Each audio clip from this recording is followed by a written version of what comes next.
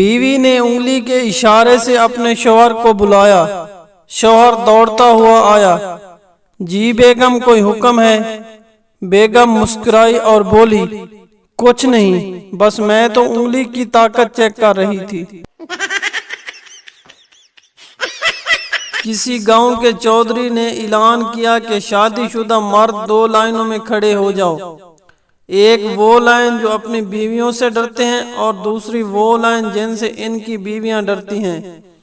گاؤں کے سبھی لوگ بیوی سے ڈرنے والی لائن میں کھڑے ہو گئے سوائے ایک شخص کے۔ چودھری اس بہادر شخص کے پاس گیا اور بولا، کیا واقعی تمہاری بیوی تم سے ڈرتی ہے؟